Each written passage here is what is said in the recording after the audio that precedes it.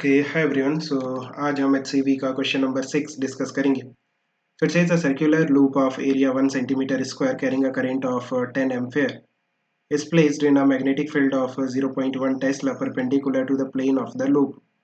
The torque on the loop due to the magnetic field is. So देखो काफ़ी simple सा question है।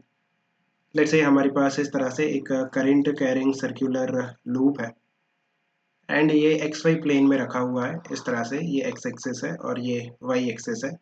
इस लूप में हमारे पास करंट है आई, लेट्स से क्लॉकवाइज डायरेक्शन में है। सो इस लूप का एरिया आपको दे रखा है, that is 10 centimetre square and 10 centimetre square है, 1 सेंटीमीटर स्क्वायर है, 1 सेंटीमीटर स्क्वायर है। सो एरिया कितना है 1 सेंटीमीटर स्क्वायर और जो करंट है वो 10 एम्पियर है। So you can find the magnetic movement of this loop. जो मैग्नेटिक मूवमेंट होगा that will be I into A.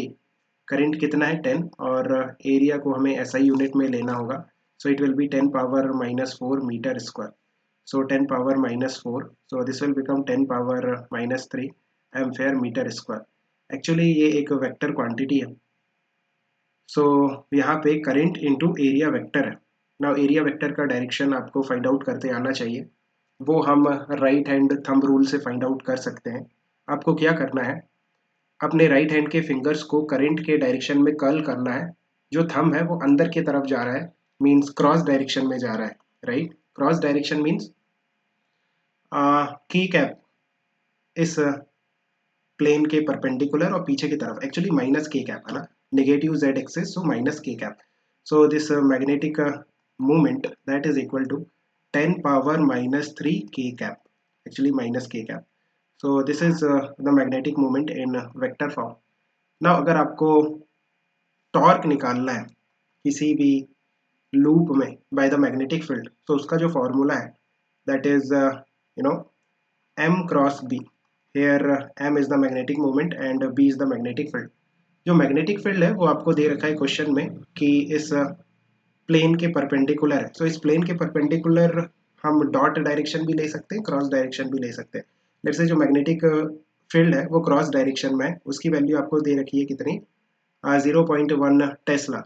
So magnetic field को आप वेक्टर फॉर्म में लिख सकते हो 0.1 k cap, actually minus k cap. Cross direction means minus k cap direction, right. So you can see ये आपका magnetic field हो गया और ये हमारे पास मैग्नेटिक मूवमेंट हो गया which is minus of 10 power -3 k cap.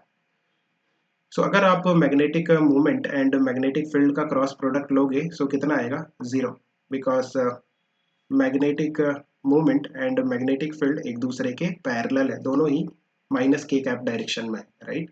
सो अगर दो वेक्टर पैरेलल होते हैं देन उनका जो क्रॉस प्रोडक्ट है वो 0 होता है। सो यहाँ पे the torque is the cross product of magnetic movement and magnetic field. Magnetic movement and magnetic field both are parallel to each other, that's why जो टॉर्क होगा वो कितना होगा, 0। यही आपको पूछा था। यू कैन इजीली से कि it will be 0। Keep working hard, best of luck, bye.